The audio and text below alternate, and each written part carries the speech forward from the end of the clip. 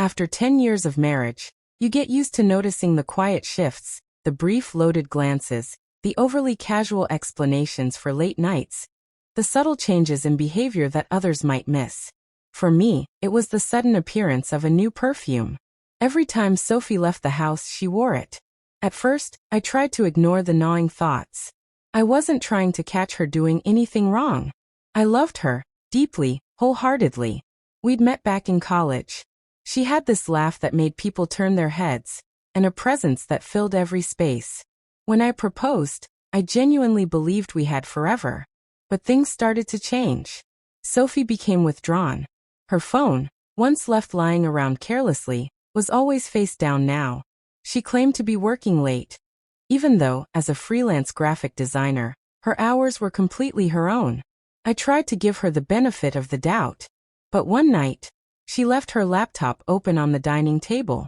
An email notification popped up. The sender's name was Brad. The subject line read, "Miss you already." A chill crawled down my spine. I clicked it. The message was short, but it didn't have to be explicit. "I can't stop thinking about this afternoon. You looked amazing in that dress. Let's do it again soon." I sat back in my chair, staring into space as everything I thought I knew shattered around me. I didn't say anything right away. Instead, I needed to be sure, fully, painfully sure. So I became a version of myself I didn't recognize. I installed a tracker in her car. I synced her messages to our cloud account. I read through her texts while she slept. Within 2 weeks, I had confirmation. Brad was a former colleague from a previous project. Their messages were full of heat and longing, the kind of words I hadn't heard from her in years. It tore me apart, but I knew confronting her in anger wouldn't bring me peace. I didn't want excuses or deflection. I wanted truth and accountability. That's when the idea came to me. Sophie's birthday was just around the corner. Every year, I baked her a chocolate cake with raspberry filling and buttercream icing, her favorite. She always said no one made it better than I did. This time, though, I had something different in mind. I went out, bought all the ingredients, and once it was cooled and frosted, I carefully carved a message into the top. I traced the letters with red icing, my hands shaking at first, but steadying as the final shape emerged. The finished cake looked perfect, on the surface. When she walked in that night, Sophie was glowing. She kissed me hello, asked how my day was, and slipped into that effortless charm that used to make me fall for her. But I could see it now, the guilt in her eyes, the stiffness in her movements. I smiled tightly. "You're going to love your cake this year," I said. She laughed, unsuspecting. "You always outdo yourself." Her birthday arrived. She threw a small get-together with close friends, wore a stunning red dress, and looked radiant. I played my part, smiling, chatting, pretending. But I was only waiting for the moment. When it was time, I brought out the cake, candles flickering. Everyone sang.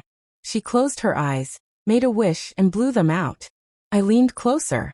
"Go ahead," I said. "Cut the first piece." Sophie bent forward, holding the knife, but paused as she read the top of the cake. Her eyes darted across the icing. The color drained from her face. What is this?" she asked, her voice shaking. The room quieted. Heads turned. Eyes scanned the cake's message. "Happy birthday, cheater." She looked up at me, horror written across her face. What the hell? Is this some kind of joke? I stood there calmly, arms folded, letting the silence weigh heavy. No joke. Just a personalized touch. Murmurs filled the room. Her friend Claire stared at her. "Sophie, is that true?" She stammered, her face crumbling. "I don't know what he's talking about." I pulled out my phone. "Don't lie to me now. I've got it all, texts, emails, even GPS logs. You think I didn't notice the perfume? The extra hours?" Sophie dropped into a chair, covering her face. "Please stop." But I wasn't finished. Not yet. Not after what she had done. The guests began to leave quietly, throwing nervous glances as they slipped out. After the door closed, Sophie sobbed, pleading with me to talk, to forgive, insisting it hadn't meant anything. But her words couldn't cut through the numbness. "You destroyed everything," I told her coldly. "There's nothing left to fix." I handed her a folder. Inside were the divorce papers. I had already spoken to a lawyer. There was no discussion. No compromise. She cried harder, begged me to think it through, but my mind was made up. Within days she packed up and left.